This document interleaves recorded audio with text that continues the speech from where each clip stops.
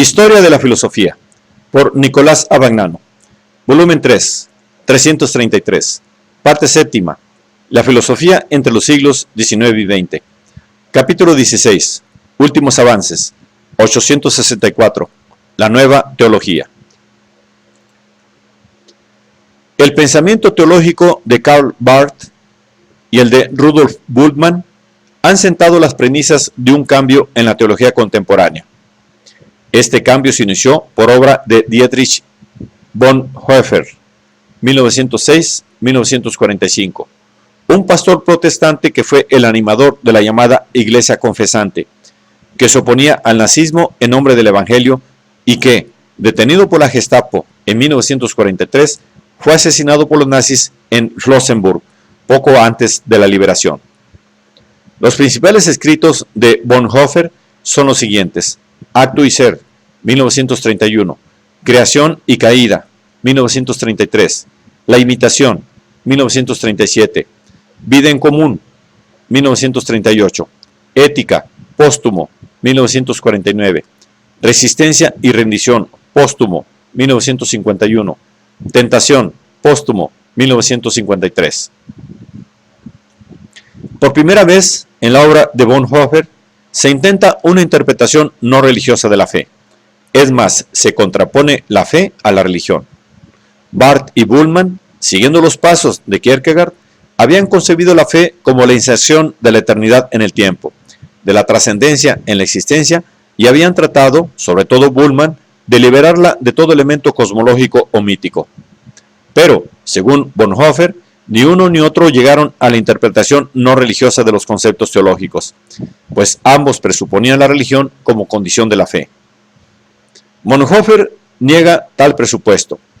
El mundo ha llegado a adulto y ha demostrado que puede vivir sin religión. El intento, muchas veces repetido por la apologética religiosa, de llevarlo a depender de creencias de las cuales se ha liberado, se asemeja al intento de volver a la juventud a un individuo que ya es un hombre maduro. Esto quiere decir que el espacio que hay que atribuir a Dios no está en los confines del conocimiento o de la existencia humana, ni tampoco más allá de los límites de la debilidad, de la muerte, de la culpa del hombre, sino en el centro del hombre y de su mundo. Desde este punto de vista, la relación entre Dios y el mundo cambia radicalmente, como también cambia radicalmente el problema de la fe. Dios no pertenece a la esfera de lo trascendente o de lo sobrenatural, sino a la esfera de la naturaleza, entendida más allá de las alternativas del vitalismo y del mecanismo, como una forma de vida que Dios ha mantenido en el mundo caído y ha dirigido hacia la justificación, la redención y la renovación por medio de Cristo. Desde el punto de vista formal, lo natural está definido de la voluntad de Dios de conservarlo en su orientación hacia Cristo. Desde el punto de vista del contenido, lo natural es la forma de la vida que se conserva, la forma que abraza a toda la humanidad. La razón no es un principio divino de conocimiento, ni el orden al cual el hombre se eleva más allá de lo natural, sino que ella misma es una parte de la forma preservada de vida y precisamente la adaptada a la función de llevarla a la conciencia de percibir como unidad todo lo que hay de íntegro y de general en lo real. Desde este punto de vista, Dios no es sino la voluntad misma de vivir, inmanente en la vida, porque solo Dios da a la vida la forma en que la misma puede vivir y sin la cual caminaría a su propia destrucción. El mundo y Dios no constituyen dos realidades, sino una sola, la realidad de Dios que se ha hecho manifiesta en Cristo en la realidad del mundo. La esfera de la realidad es la de la realización de Cristo, en la cual la realidad de Dios y la realidad del mundo están unidas. Desde este punto de vista, la fe se identifica con una moral natural y humana, adjetivos que implican, en el contexto de Bonhoeffer, la unidad del mundo y Dios, de la humanidad y Cristo. Esta unidad conduce a la aceptación integral y sin condena de lo que es natural y humano. Precisamente como en Cristo, la realidad de Dios ha entrado en la realidad del mundo, así también lo que es cristiano ha de encontrarse solo en lo que es mundano. Lo sobrenatural, solo en lo natural. Lo sagrado, solo en lo profano. Y lo revelado, solo en lo racional. Ser cristiano no significa ser religioso de un modo particular, ni cultivar una determinada manera de ascetismo, sino ser hombre. No es el acto religioso lo que hace de un cristiano lo que él es, sino la participación en el sufrimiento de Dios en la vida del mundo. En esta teología de Bonhoeffer se puede fácilmente reconocer algunos rasgos del panteísmo clásico, como la unidad de Dios y del mundo, la identificación de la voluntad divina con la voluntad de vivir. Pero se trata ciertamente de un panteísmo no naturalista, porque cuando Bonhoeffer habla del mundo, de la realidad, de la naturaleza, de la vida, no hace referencia alguna al mundo o a la naturaleza física, sino exclusivamente al mundo de los hombres y a su vida asociada, en la cual la razón, que es ella misma una forma de la vida querida o conservada por Dios, tiene por objeto determinar derechos y deberes. Y en esa determinación se muestra él sobradamente libre de prejuicios. El derecho al uso libre del propio cuerpo, al ejercicio de la actividad sexual, a la limitación de los nacimientos, lo reconoce Bonhoeffer y lo defiende e insiste sobre toda otra consideración de la ética, sobre la exigencia del amor como la única reconciliación posible del hombre con Dios en Jesucristo. Con el amor cesa la desunión de los hombres con Dios, con los demás hombres y consigo mismos, y el origen del hombre se pone de nuevo en sus manos. Los temas fundamentales de la teología de Bonhoeffer han sido vulgarizados en un librito del obispo anglicano inglés John A. T. Robinson, Delante de Dios, 1963, que ha tenido gran éxito de público.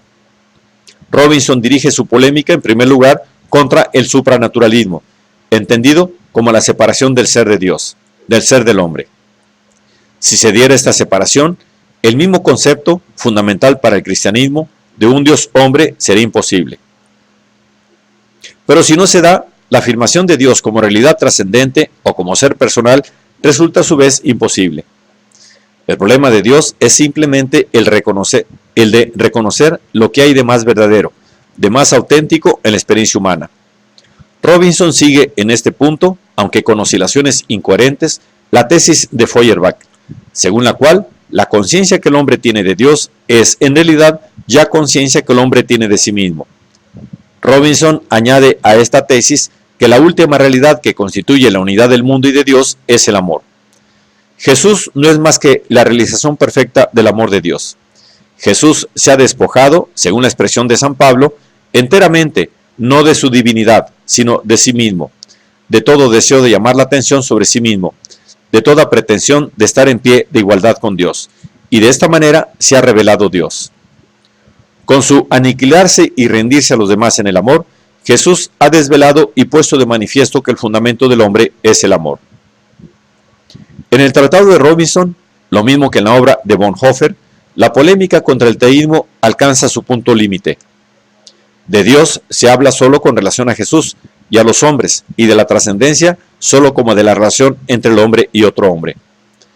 Pero ya en 1961, el anuncio de Nietzsche, Dios ha muerto, se había convertido en una bandera de una nueva teología, que, aún declarándose cristiana y hablando en nombre de la Biblia, trataba de poner entre paréntesis el problema mismo de Dios. Un sociólogo norteamericano, Gabriel Bahanian, publicó aquel mismo año un libro titulado La muerte de Dios, cuya tesis es que la imagen de Dios, formada a través de la tradición cristiana, es un compromiso entre el cristianismo y la cultura griega. Por tanto, un ídolo que no tiene significado alguno para nuestra cultura. El mismo año, 1961, el teólogo norteamericano William Hamilton, en un librito titulado La nueva esencia del cristianismo, afirmaba: cuando hablamos de la muerte de Dios, no hablamos solo de la muerte de los ídolos o del ser falsamente objetivado en los cielos. Hablamos también de la muerte en nosotros de toda capacidad de afirmar una cualquiera de las imágenes tradicionales de Dios. Entendemos que el mundo no es Dios y que no lleva hacia Dios. En 1963, el teólogo Thomas Althusser, de la Universidad de Atlanta, afirmaba que la primera condición de un nuevo conocimiento religioso es la admisión de la muerte del Dios del cristianismo. Debemos reconocer, dice, que la muerte de Dios es un hecho histórico. Dios ha muerto en nuestro tiempo, en nuestra historia y en nuestra existencia. Aquel mismo año, de 1963, el teólogo Paul Van Buren sometía a crítica el lenguaje teológico en su escrito El significado secular del Evangelio, desde el punto de vista del neoempirismo lógico. La crítica de Van Buren es la más radical porque tiende a demostrar que la misma palabra Dios no tiene ningún significado, es decir, no puede referirse ni a una realidad objetiva ni a una realidad subjetiva, como sería una experiencia humana cualquiera. El empirista que hay en nosotros, ha escrito Van Buren, encuentra el nudo de la dificultad, no en lo que se dice acerca de Dios, sino precisamente en el hablar de Dios. Nosotros no sabemos qué cosa es Dios, ni cómo se usa la palabra Dios. Parece que esta palabra funciona como un nombre, y sin embargo, los teólogos nos dicen que no podemos usarla como los demás nombres para referirla a algo específico. El problema no se resuelve con sustituir la palabra Dios con otras palabras. Aunque sustituyamos la palabra X, el problema sigue en pie, porque la dificultad concierne entonces al modo de funcionar X. Desde este punto de vista, el lenguaje cristiano es simplemente un lenguaje emotivo o exhortativo, un lenguaje que debe iluminar a los hombres sobre las actitudes que han de tomar o sobre los modos particulares de actuar fundados en la razón inexpresa de que las cosas pueden ser de un modo particular. Así, la afirmación «el reino de Dios está cerca» no puede verificarse empíricamente, sino la actitud expresada por ella está abierta a la verificación mediante la consideración de la conducta de aquel que hace dicha afirmación. El aspecto social y político de la nueva teología predomina en la obra de Harvey Cox, profesor de Harvard, La ciudad secular, 1965. Según Cox, la secularización es la liberación del hombre de la tutela religiosa y metafísica, el desviar su atención de otros mundos y dirigirla solo hacia este mundo. Tal es la característica propia de una nueva especie de comunidad humana, la tecnópolis, que ha sucedido a la tribu y a la ciudad. Y en la tribu, Dios aparecía al hombre como uno de los dioses, y en la ciudad como una parte de la estructura cósmica. En la tecnópolis, la palabra de Dios, en estos dos sentidos, que siguen persistiendo, ha perdido todo significado. En la tecnópolis, la política sustituye a la metafísica como lenguaje de la teología. Nosotros hablamos de Dios en forma secular, dice Cox, cuando reconocemos al hombre como compañero suyo, como aquel que está encargado de poner significado y orden en la historia humana. Introduciéndose en la disputa sobre la muerte de Dios, Cox ha observado que la palabra Dios no ha perdido todo significado para el hombre moderno, como afirma Van Buren, sino que más bien ha adquirido tantos que impide más que facilita la comunicación entre los hombres. Actualmente sabemos que todas las doctrinas, los ideales, las instituciones y las formulaciones, tanto religiosas como seculares, nacen en la historia y deben ser entendidas en los términos de su contexto histórico.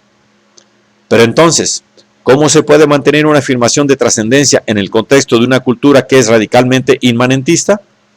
Solamente se puede hablando no de un Dios que es, sino de un Dios que será, y de Jesús como el primer anunciador de tal acontecimiento. La fe en Dios será reconocida por nuestro tiempo en la esperanza de un futuro reino de la paz, que haga a los hombres libres de sufrir y sacrificarse en forma significante. La nueva teología se aferra de esta manera a la tradición profética del cristianismo original. La nueva teología tiene que asumir la guía de la comunidad de fe como una especie de vanguardia de la humanidad, que abre el camino a la humanización de la ciudad y del cosmos, y tiene viva la esperanza en un reino de igualdad racial, de paz entre las naciones y de pan para todos. En torno a estos escritos se ha polarizado particularmente la discusión teológica en estos últimos años. Esta discusión implica naturalmente no solo conceptos filosóficos, sino también orientaciones e intereses religiosos, sociales y políticos. Las confusiones entre estos diversos puntos de vista son frecuentes en las polémicas actuales, que, precisamente por esto, atraen la atención de un número de personas cada vez mayor. Sin embargo, se pueden reconocer los fundamentos de tales discusiones y polémicas en las posiciones conceptuales que a continuación se resumen. 1. La nueva teología tiende a dividir la fe de la religión y a contraponerlas una frente a otra. En este aspecto, La nueva teología se inspira preferentemente en la obra de Bultmann y de Bonhoeffer. Se considera la religión como una expresión mítica o contingente de la fe, condicionada por el ambiente histórico del pasado y convertida en inaceptable en la época contemporánea dominada por el racionalismo, por la ciencia, por la tecnología. Este rechazo de la religión es, entre otras cosas, el rechazo de todo el aspecto cultural o ritual de la propia religión.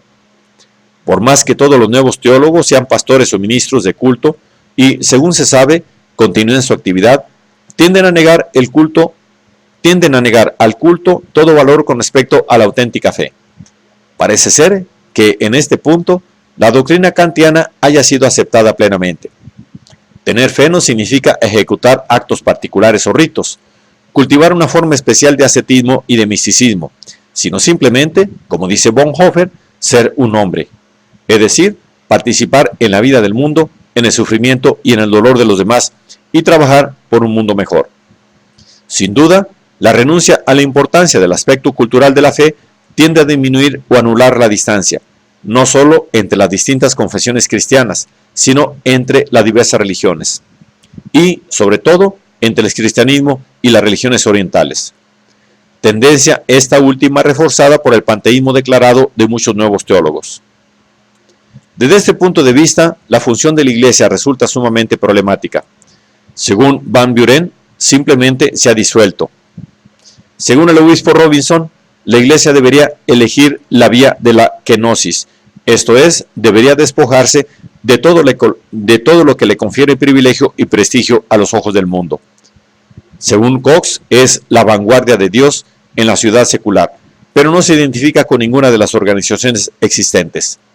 2. La fe puede y debe prescindir de todo elemento sobrenatural. El sobrenaturalismo es precisamente el residuo de la religión mítica tradicional. Esto quiere decir que no existe un mundo distinto de aquel en que vive y actúa el hombre, un supramundo del que el mundo humano sería solo la apariencia o vestíbulo. En esto, la nueva teología no es más que la aceptación pura y simple del racionalismo moderno, como se ha afirmado con el iluminismo. Por tanto, no hay sitio para el misterio. Dios no está más allá del límite del conocimiento o de los poderes humanos, en lo inaccesible o en lo inexpresable. Está en la misma naturaleza del hombre como tal. Este es el significado de la afirmación de Bonhoeffer cuando dice que Dios está en el centro del hombre y de su mundo. 3. Dios no es trascendente en el sentido de ser una sustancia o una realidad cualquiera, separada de la naturaleza y del mundo y dotada de una causalidad propia que puede intervenir en la modificación de los acontecimientos del mundo. La causalidad de Dios se identifica con la causalidad natural e histórica, e incluso la iniciativa divina de la gracia opera a través de la libre elección de los hombres. Sobre este punto, si Bultmann afirmaba que el hombre debe de considerar su vida auténtica como un don del futuro proveniente de Dios, Bonhoeffer afirma explícitamente que el hombre ha de sumergirse en la vida de un mundo sin Dios y evitar el intento de camuflar, en cierto modo, el ser sin Dios del mundo. Sobre este último punto insisten los teólogos más radicales. Se trata, sin duda alguna, del panteísmo clásico, expresado en la fórmula Deus sive natura, que identifica a causalidad divina con la mundana e histórica, con la única restricción, como se verá inmediatamente, de que el mundo de que se habla es solamente el de la vida y de la sociedad humana. 4. La trascendencia negada a Dios constituye, por el contrario, el carácter de la realidad humana. Sobre este punto, la lección del existencialismo ha sido decisiva. El ser del hombre es trascendente en cuanto la existencia del hombre singular se halla siempre en relación con la existencia de los demás. Existir, dice Bonhoeffer, significa existir para los demás. Lo trascendente no es un deber ser infinito, inalcanzable, sino que es el próximo inalcanzable, dado una vez tras otra. 5. En esta trascendencia consiste el significado de la figura de Cristo. Para Bonhoeffer, Jesús es aquel que ha vivido para los demás en el amor, y por ello en el amor se identifican Dios, Cristo y el hombre. Para Hamilton, la figura de Cristo ha encarnado el estilo de la vida auténtica que por ello debe definirse como imitatio Christi. Según Van Buren, Cristo es el prototipo del amor humano y su historia es la norma de lo que debe ser la historia humana en el mundo. La divinidad de Cristo se interpreta desde este punto de vista como el modelo, la anticipación o el anuncio de lo que el hombre es o deberá ser en su historia en el mundo. Dios vive en Cristo porque el modo de vida de Cristo, su ser para los demás, el amor, es el modo auténtico de la existencia humana. Althusser invierte la fórmula tradicional, Jesús es Dios, y la cambia por la de Dios es Jesús, lo cual quiere decir que Dios se ha negado a sí mismo, haciéndose carne, y ha dejado de existir como espíritu trascendente o desencadenado. 6. La nueva teología comparte las esperanzas escatológicas de los primeros cristianos, pero tiende a dar a la escatología un significado nuevo y puramente mundano. El fin del mundo, el reino de la gracia, constituyen ciertamente la anulación o la superación del mundo humano en sus estructuras actuales, pero solo en cuanto constituyen el advenimiento de un mundo nuevo y mejor. La afirmación de Dios es, dicen ellos, hay que sustituirla por la de Dios será, pero el será no tiene el mismo significado que el es. Significa solamente que Dios se realizará como amor en una comunidad humana que se adecue al ejemplo de Cristo. Desde este punto de vista, la nada del mundo de que hablan las filosofías orientales es el ser, todavía desconocido e imprevisible, de este mundo nuevo. Althusser insiste especialmente en la conexión que, en este sentido, puede darse entre el cristianismo y las filosofías orientales, conexión, por otra parte, establecida ya, como se ha visto, por el panteísmo aceptado abiertamente o por los nuevos teólogos. Althusser dice que el movimiento de la negación radical del mundo, propia de las religiones orientales, es en realidad la recuperación de una totalidad sagrada o primordial, simbólicamente conocida como Brahman Atman, Nirvana, Tao o Sunyata, y se resuelve, por tanto, en una afirmación de lo sagrado que se encuentra a la base del propio cristianismo, o del cual el cristianismo constituye una forma. Un ecumenismo no solamente cristiano, sino universal, que comprende a todas las religiones del mundo, aunque privilegiando en cierta manera el cristianismo, aparece como la meta final de la nueva teología. Una meta facilitada por la negación de la importancia del culto, del rito, de las formas mítico-simbólicas, donde cada una de las religiones se expresan así como por la función demasiado problemática que se atribuye a la Iglesia. 7. Con la negación del valor específico de la religión y de toda forma de culto, la nueva teología tiende a identificarse con la ética o con la política. Por algo, la obra fundamental de Bonhoeffer es una ética dedicada preferentemente al tratamiento de los problemas morales y políticos del mundo contemporáneo. Pero la ética de que hablan Bonhoeffer y los nuevos teólogos es, coherentemente con sus presupuestos, una ética humana y mundana que no implica renuncia, resignación o sacrificio, sino que exalta, siguiendo muchas veces las huellas de Nietzsche, los valores naturales y humanos, la salud, la alegría de vivir, el bienestar corporal, la sexualidad. Hamilton ve en el sexo el símbolo de la relación del hombre con el mundo. Y algún otro teólogo se ha planteado el problema de la sexualidad de Jesús.